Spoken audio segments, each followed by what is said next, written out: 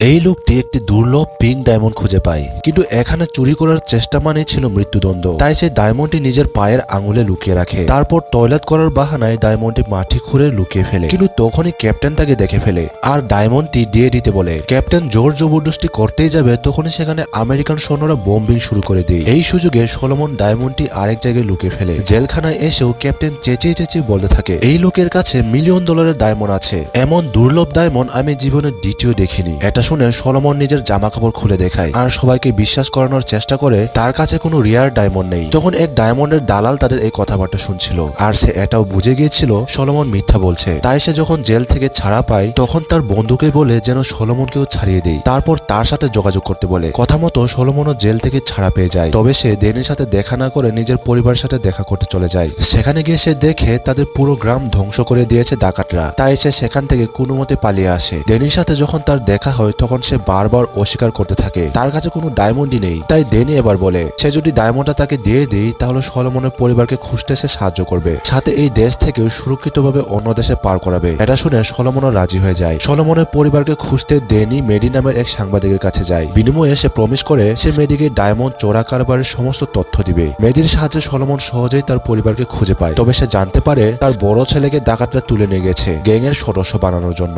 তাই সলোমন পাগলের মতো কান্না করতে লাগে, কিন্তু তারপরও নিজের প্রমিস রাখতে সে ড্যানিকে ডায়মন্ড দেখাতে চলে যায়। কিন্তু সেই জায়গায় গিয়ে দেখে সেখানে অজস্র রেবেল গোষ্ঠী পাহারা দিচ্ছে। তাই এবার ড্যানি ইউএস মিলিটারির কর্নেলকে কল করে সাহায্য চায়। সে বলে যে সে যদি তার সাহায্য করে তাহলে সে ডায়মন্ড তাকে দিয়ে দিবে, তাকে শুধু একটু কমিশন দিলেই হবে। এই লোভনীয় অপারে কর্নেলও রাজি হয়ে যায়। তাই ড্যানি নিশ্চিন্ত মনে ঘুমিয়ে পড়ে। কিন্তু সলোমন এইদিকে রাতের আধারে চুপচাপ রেবেলদের এলাকায় ঢুকে পড়ে। তার উদ্দেশ্য ছিল বড় ছেলেকে খোঁজা। সে তাকে পেয়েও যায়, কিন্তু সে যখন ছেলেকে ডাকে তার ছেলে তাকে চিনতেই পারে না, কারণ তাকে হেভি ড্রাগ দিয়ে রাখা হয়েছিল। বাচ্চার চিৎকারে রেবেলদের লিডারও এসে যায় আর তারা সলোমনকে ধরে ফেলে। এটা ছিল সেই ক্যাপ্টেন যে শুরুতে সলোমনকে ডায়মন্ড লুকাতে দেখেছিল। তাই সে সলোমনকে ডায়মন্ড কোথায় লুকিয়েছে সেটা বলতে বলে, কিন্তু সলোমন অস্বীকার করে যায় তার কাছে কোনো ডায়মন্ডই নেই। তাই এবার ক্যাপ্টেন তার ছেলের গলায় চাকু থেকেই বলে, যদি না বলিস তাহলে আমি তোর চোখের সামনে তাকে মেরে ফেলবো। তাই বাধ্য হয়ে সলোমন ডায়মন্ড দেখাতে রাজি হয়ে যায়। কিন্তু তখনই ইউএস মিলিটারির হেলিকপ্টার সেখানে বোম্বিং করা শুরু করে দেয়, কারণ গতকাল ড্যানি কর্নেলের সাথে ডিল করেছিল। তখন ড্যানিও এসে তাদের সাথে যোগ দেয়। তবে